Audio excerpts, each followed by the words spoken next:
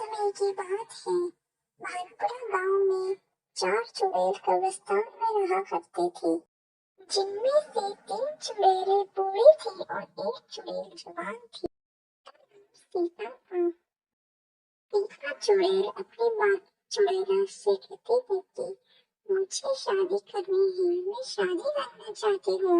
मैं जब जिंदा थी तब मेरी शादी करने की बड़ी इच्छा थी, परंतु मैं मर गई बिना शादी किए और मेरी अभी भी इच्छा है कि मैं शादी करूं। ये बात सुनकर उसकी दूसरी चुड़ैल बोलती थी कि तुम पागल हो गई हो, तुम्हें शादी करनी है। शादी किसी को करनी नहीं होती है, शादी बहुत बुरी होती है। दूसरी चुड़ैल बोलती है कि वाकई में शादी बुरी होती है, मुझे मेरी समझ और याद बहुत परेशान किया करती थी, मैं शादी से परेशान हो गई थी। ये बात सुनकर सीता चुड़ैल बोलती है कि अरे बाबा, मैं ऐसे लड़के से शादी करूंगी जिसका परिवार नहीं होगा, तो मुझे कोई दिक्कत और परेशानी। चुड़ैल एक सुंदर लड़की का रूप ले लेती है। चलो मैं जाती हूँ और शादी करके आती हूँ किसी अच्छे लड़के से। और यह कहकर सीता चुड़ैल चली जाती है। वहाँ सीता चुड़ैल को एक लड़का दिखाई देता है, वो उसके करीब जाती है और बोलती है कि कैसे खड़े हो, तुम्हें कैसा है, क्या दिक्कत और परेशानी है तुम्हें। लड़का बोलता है कि मैं अकेला यहाँ इसलिए खड़ा हूँ क्योंकि मैं अकेला ही हूँ, मेरा कोई परिवार नहीं है, मैं अकेला ही जंगल में रहा करता था, लेकिन अब मैंने घर ले लिया है, लेकिन बहुत दिनों से मैं जंगल नहीं आया था, इसलिए मैं अब जंगल की ओर गया। पिता पूछती है क्या तुम शादीशुदा हो, तुमने शादी की नहीं है। लड़का बोलता है नहीं, मैंने शादी नहीं की है। तो फिर तुम्हें कोई एतराज न हो तो क्या तुम मुझसे शादी करो।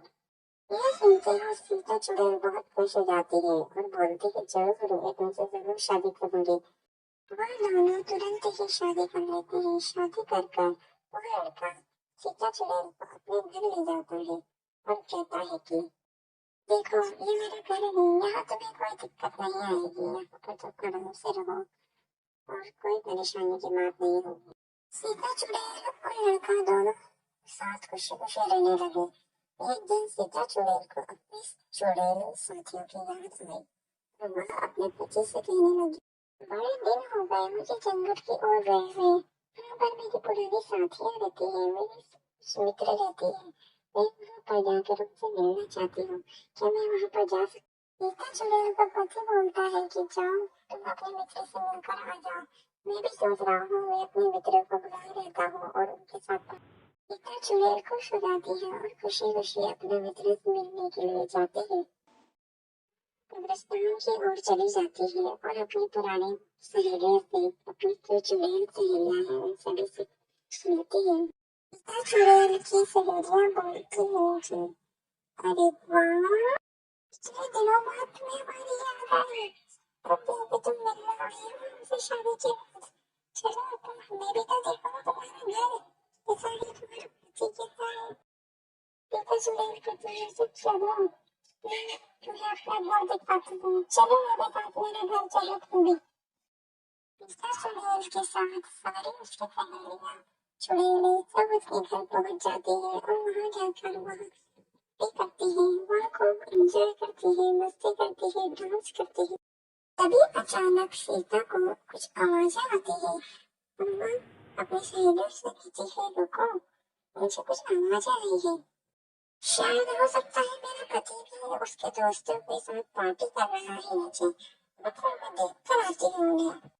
जब सीता चुड़ैल नीचे की ओर जाती है तो उसकी आंखें दंग रह जाती है, वो हैरान रह जाती है देखकर उसका पति भी भूत है और वो अपने भूत दोस्तों के साथ डांस कर रहा है। यह देखकर सीता चुड़ैल को बहुत गुस्सा आता है और वह अपने चुड़ैल साथियों के साथ वहां जाकर बोलती है बंद करो ये पार्टी, ये डांस, ये नाच गाना बंद करो, मेरे साथ धोखा हुआ है, धोखा। मेरा पति इंसान नहीं है, वो भी भूत है, उसके सारे दोस्त भी भूत है, वो भी नीचे डांस कर रहे हैं, मस्ती कर रहे हैं, मेरे साथ धोखा।